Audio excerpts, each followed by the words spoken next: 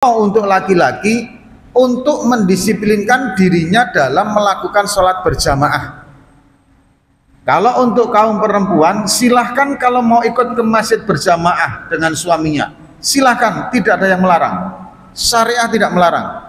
Bahkan perempuan ikut sholat Jumat pun itu sholat Jumatnya sah dan tidak perlu mengganti dengan sholat duhur ala madzhab Syafi'iyah. Hadirin, namun apabila ibu-ibu ingin menjaga sholatnya di awal waktu di rumah, itu sudah cukup dan itu juga bagus. Nah hadirin, kita lanjut. Kita mulai dari peristiwa Isra wal Mi'raj.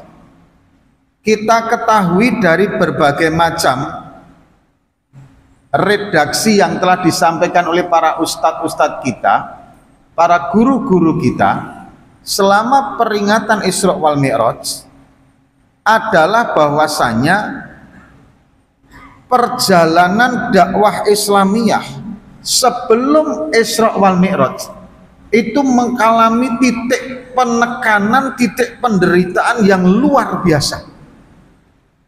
Mulai ditentang, diboikot, dikucilkan, disiksa. Bahkan puncaknya adalah di tahun ke-10 kenabian dengan wafatnya Ibu Khadijah, meninggalnya Abi Thalib. Puncaknya itu ada pada tahun ke-10 kenabian, tahun ke-10 saat masih berada di kota Mekah. Setelah itu hadirin, turunnya perintah untuk mengerjakan sholat. Inilah titik balik kemenangan, kemuliaan, kemasyhuran, kemudian kejayaan umat Islam. Itu titik baliknya itu di Isra wal Mi'raj ini, Pak. Hadirin, begitu turun perintah sholat pada malam hari Isra wal Mi'raj, maka mulai subuh harinya itu umat Islam mulai menjaga sholat berjamaahnya, Pak. Mulai subuhnya, Pak. Begitu umat Rasulullah turun dapat perintah itu, dikumpulkan langsung sholat subuh, Pak. Nah kemudian siangnya didakwahkan, ya kan. Kemudian hadirin, ada beberapa kaum atau orang yang menentang Abu Lahab dan Abu Jahal dan lain sebagainya, sampai kemudian mereka melaporkan ke Abu Bakar As-Siddiq radhiyallahu anhu. Kata mereka, wahai Abu Bakar, apakah kamu percaya yang dikatakan Muhammad bin Abdullah kalau dia itu dari Mekah ke Masjidil Aqsa dalam satu malam? Nah, ini mohon maaf ya Pak ya, saya melihat dalam sebuah media sosial tidak mempercayai kejadian Isra wal Mi'raj itu dikarenakan saat itu katanya kan dari Masjid Haram ke Masjid Aqsa, gitu kata dia kan. Padahal nggak katanya, itu Al-Quran, firman Allah SWT. Kemudian mereka menyimpulkan saat itu Masjidil Aqsa belum ada. Keliru, Pak. Masjidil Aqsa itu sudah ada. Lawang dulu itu zaman sebelum Rasulullah itu kiblatnya, zaman Rasulullah pun juga begitu, kiblatnya ke Masjidil Aqsa kok, Pak. Kiblatnya itu Masjidil Haram sudah ada, Pak, yaitu Ka'bah, tapi belum berbentuk sebuah masjid kayak gini. Yang disebut dengan masjid itu kan tempat sujud, Pak. Nah ini yang kelirunya. Mereka kemudian menganalogikan, mengimajinasikan yang namanya Masjidil Haram ya bentuknya sudah seperti ini, yang namanya Masjidil Aqsa berbentuk kayak masjid. Nah itu imajinasi yang keliru di dalam pikiran mereka.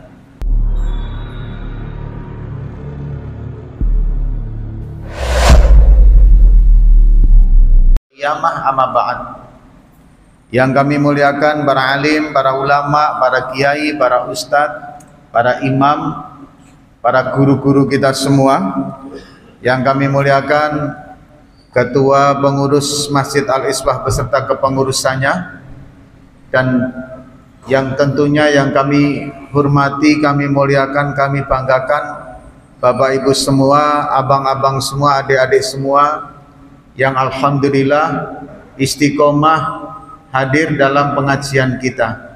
Hadirin yang dirahmati oleh Allah Subhanahu wa taala, marilah kita bersyukur kepada Allah atas segala nikmat, rahmat, hidayah yang Allah Subhanahu wa taala berikan kepada kita. Atas nikmat-nikmat tersebut mari kita memuji kepadanya dengan mengucapkan alhamdulillahi rabbil alamin. Salam dan salawat mari kita haturkan kepada junjungan kita Nabi Agung Muhammad sallallahu alaihi wasallam. Allahumma sholli ala Sayyidina Muhammad wa ala ali Sayyidina Muhammad. Bapak Ibu yang dirahmati oleh Allah Subhanahu wa taala, sebelum kita lanjutkan, marilah kita buka pengajian kita dengan membaca umul kitab. Bismillahirrahmanirrahim. Liridaillahi ta'ala wa li syafaati Rasulillah sallallahu alaihi wasallam. Tuma ila hadrati abaina wa ummahatina wa ila jamil muslimina wal muslimat wal mu'minina wal mu'minat. Syai'ulillahumul Fatihah. A'udzu billahi minasyaitonir rajim. Bismillahirrahmanirrahim. Alhamdulillahi rabbil alamin. Ar-Rahmanir Rahim. Maliki yaumiddin. Iyyaka na'budu wa iyyaka nasta'in. Ihdinas siratal mustaqim. Siratal ladzina an'amta 'alaihim ghairil maghdubi 'alaihim waladdallin. Amin.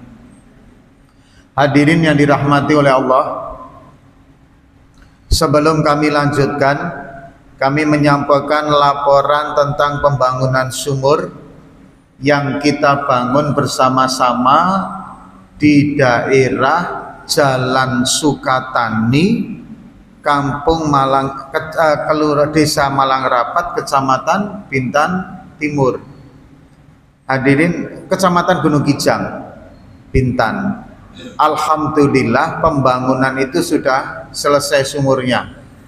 Kedalamannya sekitar 22,5 meter, Pak. Dalam sekali, Pak. Dan alhamdulillah sudah selesai. Cuman yang sekarang masih belum terbeli adalah mesin airnya sama pipanya. Dihitung sama tukangnya juga biayanya kurang lebih di antara 2,5 juta sampai 3 juta. Dan kita targetkan insya Allah semoga di Ramadan ini nanti sudah bisa dimanfaatkan, sehingga nanti pahalanya sudah bisa mengalir untuk bagi yang berinfak. Nah, bagi yang Bapak Ibu ingin menitipkan sedikit dua dikit ya rezekinya untuk pembelian mesin air dan pipa, monggo silahkan nanti hubungi saya. Saya sudah share di akun Facebook saya tentang pembangunan sumur tersebut. Sekali lagi saya doakan kepada para donatur semua, semoga menjadi amal jariah ila yaumil qiyamah dan menjadi amal sedekah bagi semuanya. Amin. Juga yang sudah punya niat, semoga Allah Subhanahu wa taala berikan keniatan itu ganti yang juga lebih baik dari Allah Subhanahu wa taala. Amin. Baik hadirin, kita lanjutkan. Hadirin yang dirahmati oleh Allah Subhanahu wa taala, pada pertemuan kali ini sebelum kita membahas bab sholat, karena istinja sudah selesai, toharoh wudu sampai tayamum kemarin kita juga sudah selesai, bahkan ruhnya atau sirnya yang berada di dalam amalan-amalan itu juga sudah kita membahasnya, termasuk ketika kita sudah bersih dosa-dosa rontok sebab wudu yang kita lakukan, dan bagaimana selama kita berwudu juga selalu berdoa kepada Allah Subhanahu wa taala. Kemudian ketika kita mandi, hadirin, jangan lupa hadirkan satu rasa feel, di mana mandi kita itu adalah sebagai pendingin dari panasnya api neraka. Jadi kalau pas panas itu kemudian kita mandi, atau pas nggak panas kita mandi juga, ya Allah jadikanlah ini sebagai pendinginnya dari api nerakamu ya Allah. Maka insya Allah hadirin, sirnya nanti akan kita dapatkan, tapi dalam hati Pak ya. Lanjut. Kemudian hadirin, kita sekarang akan membahas tentang masalah yang berkaitan dengan sholat. Tapi khusus pertemuan kali ini, tema kita, bab pengajian kita kali ini adalah membentuk sebuah karakter ataupun sekedar paling tidak sebuah sudut pandang terhadap pentingnya menjaga sholat berjamaah. Kalau kemarin hadirin kita bahasnya cuman sholatnya saja, Sekarang prakteknya, realnya di lapangan, bagaimana ternyata realitasnya begitu luar biasanya dampak keutamaan pengaruh dari apabila satu orang atau satu kaum atau satu baldah betul-betul mendisiplinkan dirinya dengan sholat berjamaah. Ini yang akan kita bahas pada pertemuan kali ini, sehingga nanti semoga siapapun yang ikut pengajian ini, terutama diri kami ataupun yang hadir ataupun yang mengikuti secara live, itu betul-betul nanti setelah pengajian kita muncul satu kesemangatan, kalau untuk laki-laki untuk mendisiplinkan dirinya dalam melakukan sholat berjamaah. Kalau untuk kaum perempuan, silahkan kalau mau ikut ke masjid berjamaah dengan suaminya, silahkan, tidak ada yang melarang. Syariah tidak melarang. Bahkan perempuan ikut sholat Jumat pun itu sholat Jumatnya sah dan tidak perlu mengganti dengan sholat duhur ala madzhab Syafi'iyah. Hadirin, namun apabila ibu-ibu ingin menjaga sholatnya di awal waktu di rumah, itu sudah cukup dan itu juga bagus. Nah hadirin, kita lanjut. Kita mulai dari peristiwa Isra wal Mi'raj. Kita ketahui dari berbagai macam redaksi yang telah disampaikan oleh para ustadz-ustadz kita, para guru-guru kita, selama peringatan Isra wal Mi'raj adalah bahwasanya perjalanan dakwah Islamiyah sebelum Isra wal Mi'raj itu mengalami titik penekanan, titik penderitaan yang luar biasa. Mulai ditentang, diboikot, dikucilkan, disiksa. Bahkan puncaknya adalah di tahun ke-10 kenabian dengan wafatnya Ibu Khadijah, meninggalnya Abi Thalib. Puncaknya itu ada pada tahun ke-10 kenabian, tahun ke-10 saat masih berada di kota Mekah. Setelah itu hadirin, turunnya perintah untuk mengerjakan sholat. Inilah titik balik kemenangan, kemuliaan, kemasyhuran, kemudian kejayaan umat Islam itu, titik baliknya itu di Isra wal Mi'raj ini, Pak. Hadirin, begitu turun perintah sholat pada malam hari Isra wal Mi'raj, maka mulai subuh harinya itu umat Islam mulai menjaga sholat berjamaahnya, Pak. Mulai subuhnya, Pak. Begitu umat Rasulullah turun, dapat perintah itu dikumpulkan langsung sholat subuh, Pak. Nah kemudian siangnya didakwahkan, ya kan. Kemudian hadirin, ada beberapa kaum atau orang yang menentang Abu Lahab dan Abu Jahal dan lain sebagainya, sampai kemudian mereka melaporkan ke Abu Bakar As-Siddiq radhiyallahu anhu. Kata mereka, wahai Abu Bakar, apakah kamu percaya yang dikatakan Muhammad bin Abdullah, kalau dia itu dari Mekah ke Masjidil Aqsa dalam satu malam? Nah, ini mohon maaf ya Pak ya, saya melihat dalam sebuah media sosial tidak mempercayai kejadian Isra wal Mi'raj itu dikarenakan saat itu katanya kan dari Masjid Haram ke Masjid Aqsa, gitu kata dia kan. Padahal nggak, katanya itu Al-Quran, firman Allah SWT. Kemudian mereka menyimpulkan saat itu Masjidil Aqsa belum ada. Keliru, Pak. Masjidil Aqsa itu sudah ada. Lawang dulu itu, zaman sebelum Rasulullah itu kiblatnya, zaman Rasulullah pun juga begitu, kiblatnya ke Masjidil Aqsa kok, Pak. Kiblatnya itu. Masjidil Haram sudah ada, Pak, yaitu Ka'bah, tapi belum berbentuk sebuah masjid kayak gini. Yang disebut dengan masjid itu kan tempat sujud, Pak. Nah ini yang kelirunya. Mereka kemudian menganalogikan, mengimajinasikan yang namanya Masjidil Haram ya bentuknya sudah seperti ini, yang namanya Masjidil Aqsa berbentuk kayak masjid. Nah itu imajinasi yang keliru di dalam pikiran mereka. Lanjut. Kemudian hadirin, mulai tahun ke-10 itu totalitas dikerjakan sholat berjamaah. 3 tahun kemudian Madinah dibuka oleh Allah Subhanahu wa taala. Madinah menerima kemuliaan Islam.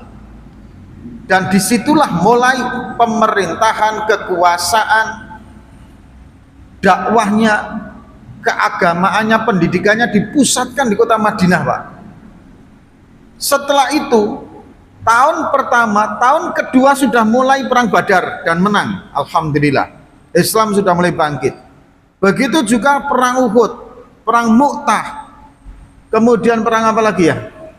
Beberapa perang terakhir itu tahun ke-7 kenabian, tahun ke-7 di Madinah, itu sudah mau umroh umat Islam, Pak.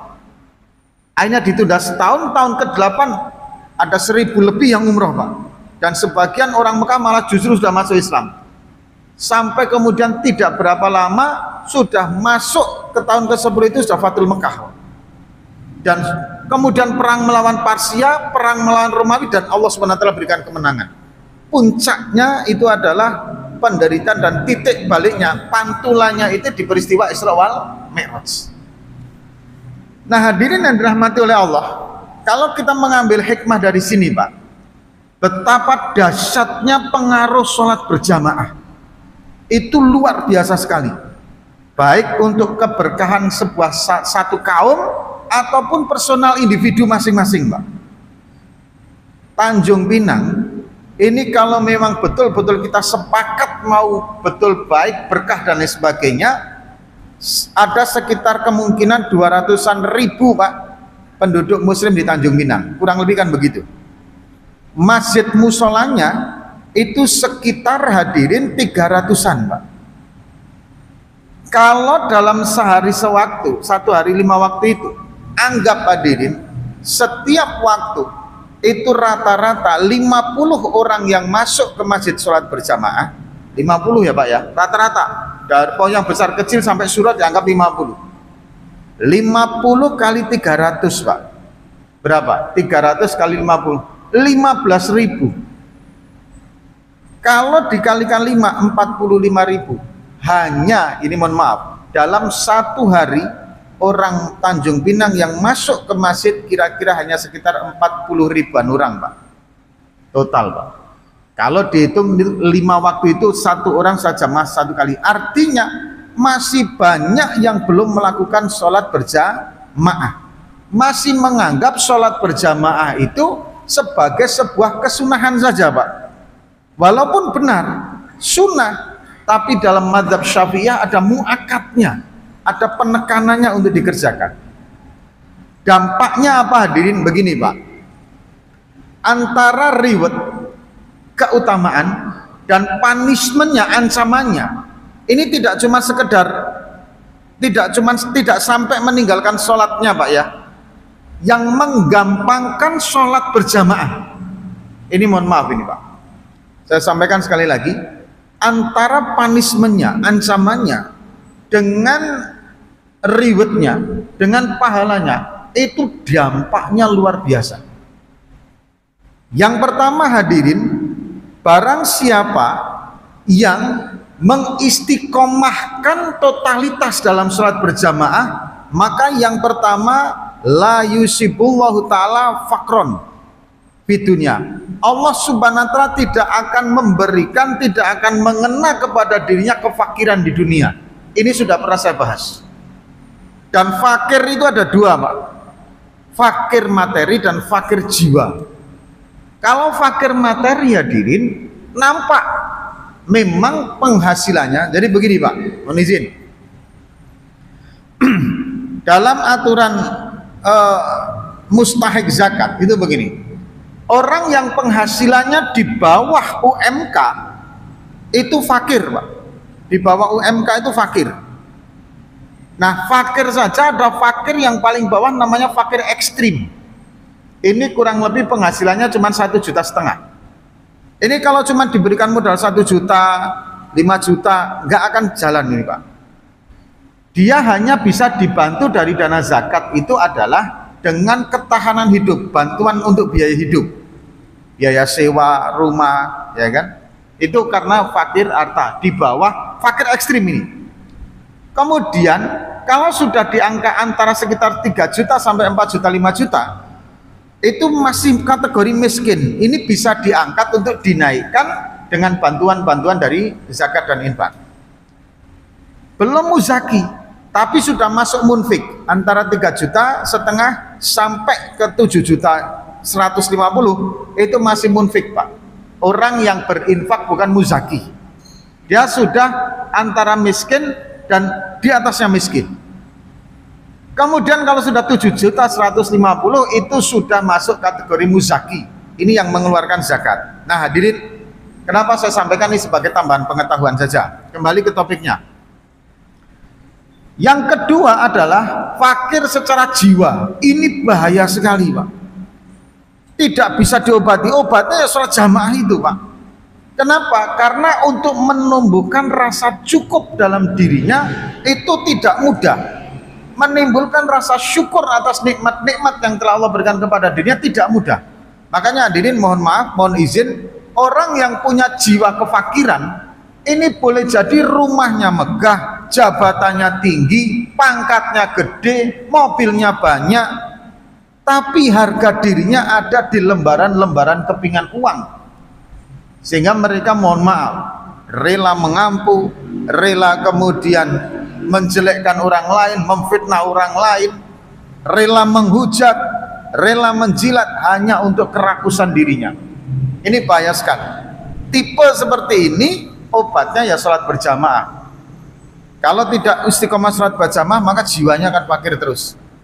Nah orang yang istiqomah menjaga sholat berjamaah, Allah subhanahu wa ta'ala bebaskan dari kefakiran ini. Bisa fakir materi, bisa juga fakir daripada kejiwaannya. Mungkin materi biasa saja, tapi kebahagiaan yang dia miliki tidak bisa dibeli dengan materi Pak. Badan sehat, makan apa saja oke, anak-anak bagus, biaya pendidikan anak oke, dan anak merasa begitu luar biasa syukurnya mempunyai orang tua seperti kedua orang tuanya. Ini fakir secara jiwa, terobati Pak. Dan insya Allah banyak yang merasakan ini Pak. Hadirin, ada berapa banyak orang yang mampu membeli makanan enak, retail makanan dunia dia mampu membeli Pak, ya kan? Kemudian retail minuman branded dunia dia bisa beli Pak minumannya, tapi begitu sampai di rumah dia tidak bisa menikmati, yang muntah lah, yang inilah. Nah sementara ada satu golongan orang yang Masya Allah Pak, cuman sambal korek pakai bawang mentah saja dikasih jelantah, ya kan, minyak goreng bekas, itu nikmatnya Masya Allah Pak, luar biasa, nambah lagi Pak, ya kan. Habis itu minum air kopi, waduh nikmatnya luar biasa Pak. Ini jenengan nggak usah bayangkan, kalau bayangkan pasti nelan air ludah Pak, ya kan itu. Berarti jenengan semua sehat, alhamdulillah. Lanjut. Nah kebalikannya hadirin, orang yang menggampangkan sholat berjamaah saat hidup di dunia hadirin yang dirahmati oleh Allah subhanahu wa ta'ala, Allah subhanahu wa ta'ala cabut keberkahan min kasbihi wa rizkihi. Allah cabut keberkahan rezekinya dan juga keberkahan mata pencahariannya. Kurang terus hadirin yang dirahmati Allah, gak ada berkahnya. Penghasilannya luar biasa besarnya, tapi hutangnya, cicilannya, angsurannya lebih besar daripada penghasilannya. Bisa jadi seperti itu. Bisa jadi hadirin, kekayaannya, kesehatannya, jabatannya tingginya luar biasa, ujiannya ini itu nggak pernah berhenti-berhenti. Yang hebohnya lagi, yang naudzubillah min dzalik ini apa ya, kalau kemudian Allah mengadab, menyiksa dengan sifat bakhil dalam dirinya, itu bahaya sekali Pak.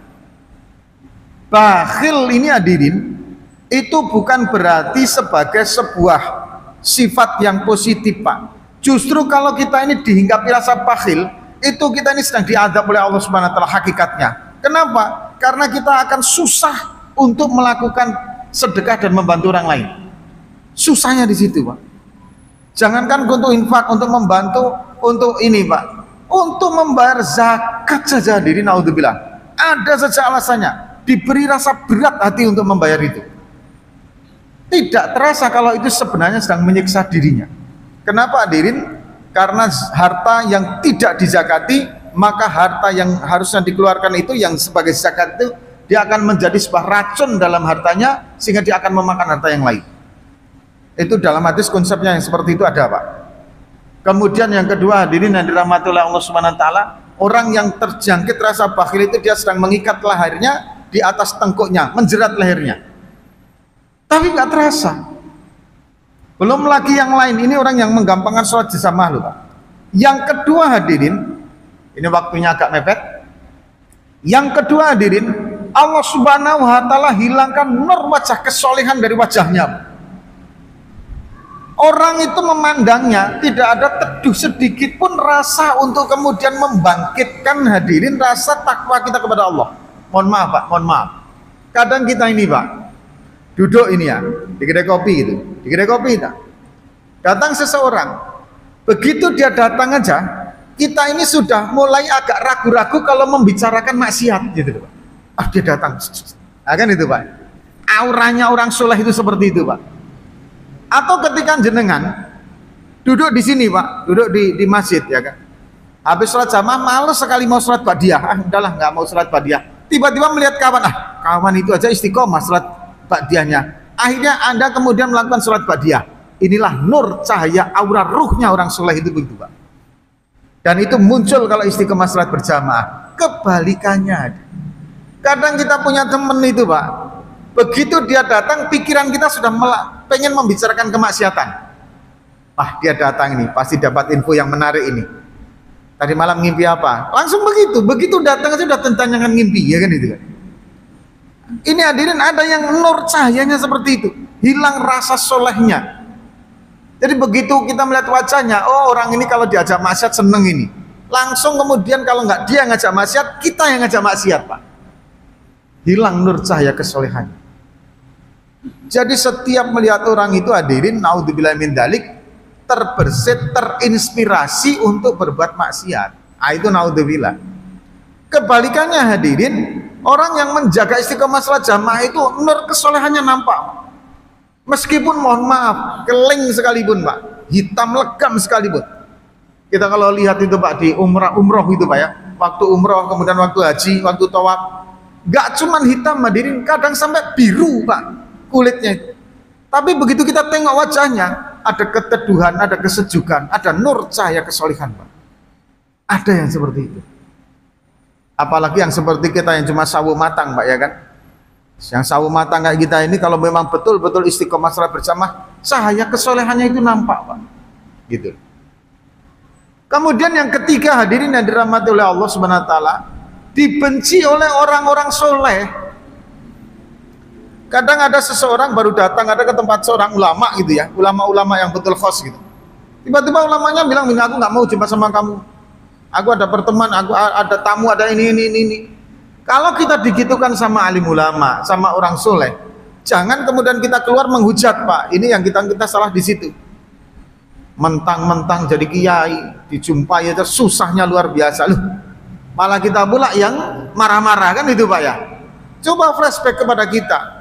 Boleh jadi ada sesuatu yang membuat Allah menggerakkan hati orang itu sehingga orang soleh itu nggak mau jumpa dengan kita Pak. Boleh jadi seperti itu. Kadang kita nggak sampai ke situ pikirannya sehingga kita tidak bisa mengoreksi diri kita. Padahal enaknya, nikmatnya kita duduk dengan orang soleh itu hadirin, insya Allah kita akan mendapat keteduhan hati, ketenangan jiwa. Pulang dari pertemuan itu enak Pak. Kadang kita kan ada Pak ya, kita jumpa kawan, jumpa orang, habis pertemuan itu malah bikin gondok gitu loh, kan ada tuh. Bukan bikin kemudian jiwa kita tenang, jiwa kita lapang, itu bukan. Kemudian hadirin, ini pada saat kehidupan di dunia, hilangnya keberkahan rezeki, hilangnya nur cahaya kesolehan.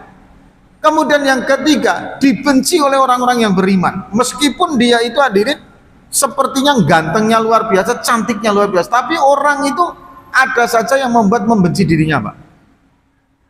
Ini pada saat hidup di dunia.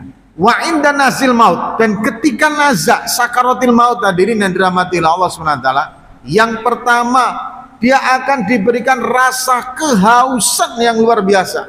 Sampai seandainya hadirin mohon maaf, air di lautan itu dituangkan untuk diminum, gak akan selesai itu kehausannya Pak. Kebalikannya Pak, saya itu sudah 3 kali menjumpai Pak orang-orang yang sholat jamaahnya itu ya Allah luar biasa. Andaikan hujan itu Pak tidak sampai petir-petir yang menyambar, orang itu masih tetap ke masjid. Kalau cuma hujan lebat Pak, pakai payung itu masih bisa ditempuh Pak, orang itu masih melakukan salat jamaah. Kecuali kalau memang sudah petir menyambar-nyambar kemudian gempa, nah itu baru dia tidak datang ke masjid. Tapi kalau cuma hujan lebat, angin menderu-deru, dia tidak akan pernah meninggalkan salat jamaahnya. Saya menjumpai 3 orang yang seperti itu Pak, meninggalnya ya Allah luar biasa, dalam keadaan beribadah takwa semua kepada Allah Subhanahu wa taala. Yang pertama sehabis berwudu, yang kedua saat sujud pada saat tahajud Pak. Jadi beliau ini saat sujud tahajud, biasanya istrinya bikinkan minum habis tahajud sebelum ke masjid. Ditengok kok sujudnya nggak selesai-selesai. Begitu dibangunkan, tumbang sudah meninggal Pak. Pak, nggak dahsyat kalau kayak gini Pak. Yang ketiga hadirin, ibu ini sering saya jumpai di masjid. Setiap saya ngisi ceramah di masjid itu saya jumpai ibu itu. Dan andai kan saya misalkan duhur mampir misalkan ke Masjid Al-Uswah gitu Bu ya, saya keluar, saya jumpa ibu itu, memang sholat jamaahnya Masya Allah Pak. Meninggalnya hadirin sakit dulu beberapa hari, habis itu dia bilang sama anaknya, saya mau pulang hari ini juga, besok saya mau pulang. Ya Bu, sudah mau sehat Pak. Begitu dia dilepas semuanya sudah sehat, mau dibangunkan, dia tunggu dulu sebentar, langsung Pak berhenti jantungnya, meninggal dunia Pak. Enaknya nazaknya. Tapi ada saya jumpa orang yang naudzubillah min dzalik, 2 hari 2 malam panas nggak karu-karuan, ada juga. Inilah nazak. Maka jangan main-main dengan sholat berjamaah ini hadirin. Dan sudah kita hitung tadi ternyata baru sekian persen orang Tanjung Pinang yang sholat berjamaah. Lanjut. Yang kedua hadirin, pada saat nazak itu hadirin, maka nazaknya sangat berat luar biasa. Dan yang lebih luar biasanya naudzubillahi min dzalik, yakhruju minad dunya min ghairi imanin. Dia bisa keluar dari dunia ini tanpa membawa iman Pak. Ini hati-hati sekali. Alhamdulillah. Ya dikemung. Makanya hadirin yang dirahmati oleh Allah, jangan pernah merasa aman dengan saat ini ketika kita mengatakan bahwa diri kita orang Islam, sebelum nanti betul-betul kita meninggal dalam keadaan membawa iman Pak. Maka kita perlu perjuangkan iman itu. Salah satunya keistiqomahan kita di dalam menjaga sholat jamaah ini. Ini nggak main-main Pak. Jadi sholat jamaah itu betul-betul nggak bisa diremehkan Pak. Karena dibalik daripada luar biasanya keutamaannya, ternyata dampak efek negatif bagi orang yang meringankan, yang menggampangkan juga luar biasa. Sampai ancamannya itu yakhruju minad dunya bighairi imanin, keluar dari dunia tanpa membawa iman. Begitu masuk ke dalam alam kubur, di mana alam kubur ini hadirin merupakan permulaan dari alam-alam selanjutnya, yang dimana Utsman bin Affan radhiyallahu an, beliau mengatakan jika kita selamat baik di alam kubur, maka insya Allah alam berikutnya akan menjadi alam yang mudah. Tapi sebaliknya, kalau di alam kubur ini berat, susah, maka akan lebih berat lagi, lebih susah lagi alam selanjutnya. Orang yang menjaga sholat berjamaah hadirin, Allah subhanahu wa ta'ala bebaskan dari azab kubur.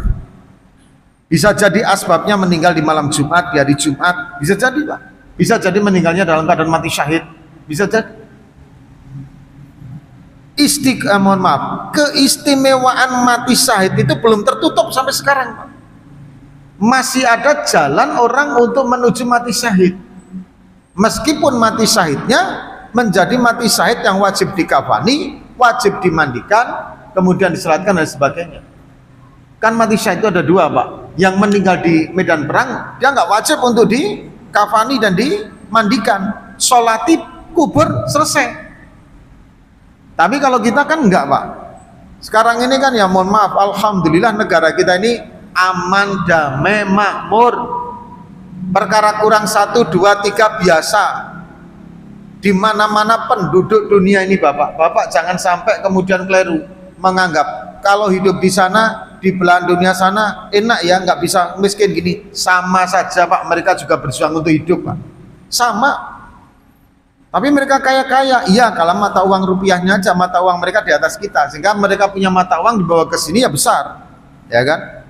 Harga bakso di Singapura dengan apa bakso sana yang mungkin sekitar cuma satu dolar, ya kan? 1 sampai 2 dolar, kan begitu Pak. Tapi mohon maaf, di sana pun makanan harganya juga 1 sampai 2 dolar juga Pak, sama. Karena penghasilan mereka juga kurang lebih dengan dolar juga, 50 dolar, 80 dolar juga begitu.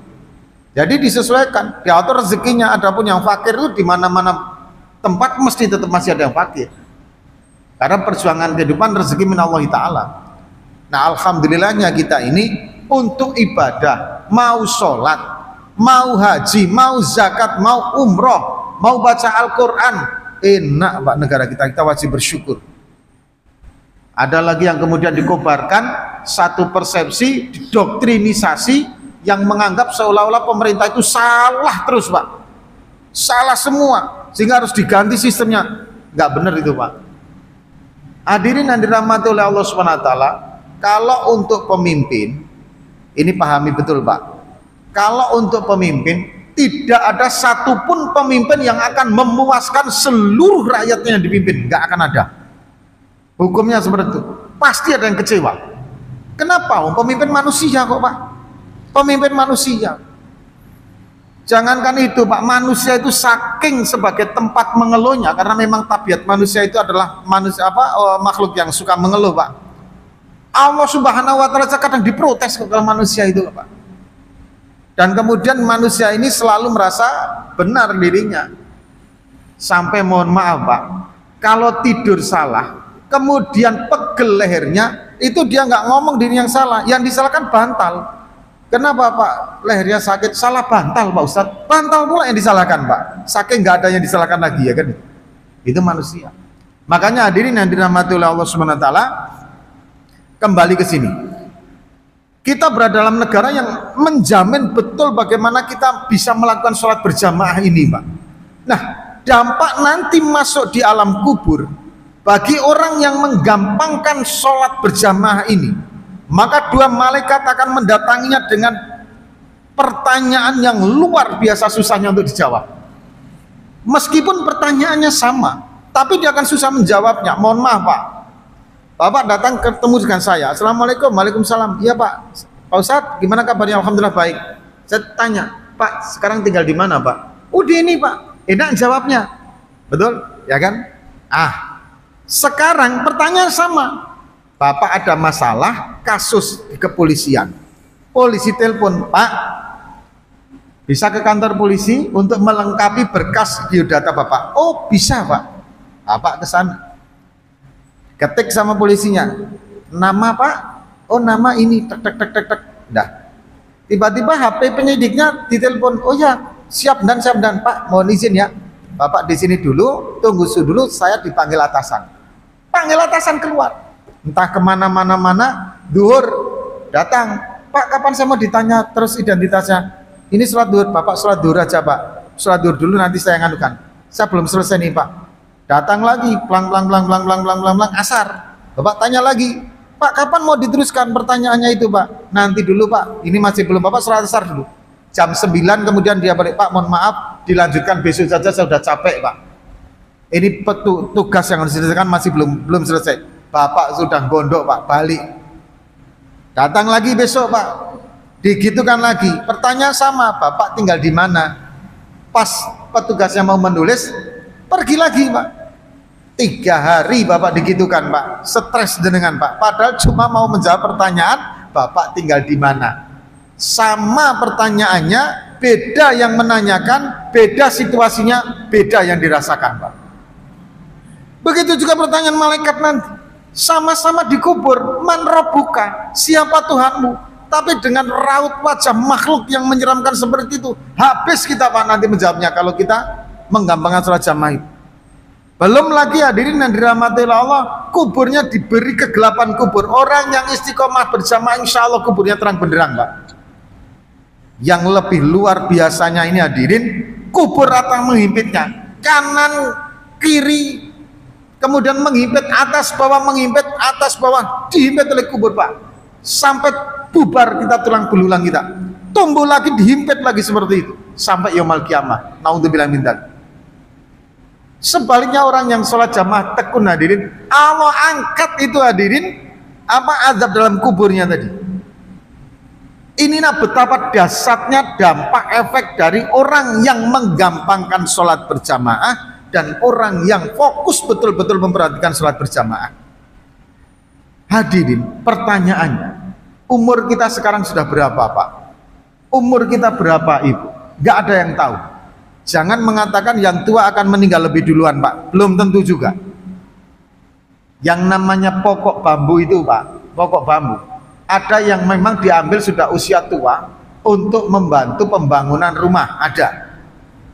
Tapi ada yang masih muda untuk digunakan sebagai tali, ada juga. Yang lebih ngeri lagi, ada yang masih rebung Pak, mau dibuat isi resoles, ya kan itu Pak. Rebung pun diambil itu Pak, bambu itu seperti itu Pak. Manusia kurang lebih juga begitu.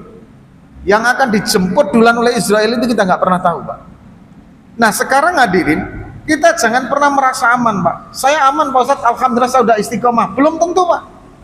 Anda aman sekarang, tapi kalau tengok penduduk Tanjung Pinang, baru berapa persen Pak yang sholat jamaah istiqomah hadirin. Ini juga merupakan tanggung jawab kita bersama untuk mengajak mereka agar bisa istiqomah sholat berjamaah. Jika menginginkan baldah kita Tanjung Pinang ini menjadi negeri yang baldatun thayyibatun warabun ghafur. Ajak anak kita, istri kita, kalau istri silakan di rumah, tapi kalau mau ikut ya monggo silakan, tapi di rumah harus tepat waktu sholatnya.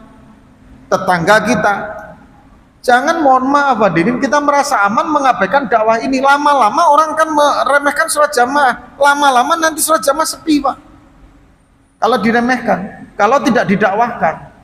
Inilah tanggung jawab kita, tidak cuman sekedar kita disiplin istiqomah dalam sholat berjamaah, tapi juga kita punya tanggung jawab untuk menghidupkan sholat jamaah ini dengan mengajak tetangga kita, sanak saudara kita, dan kenalan kita.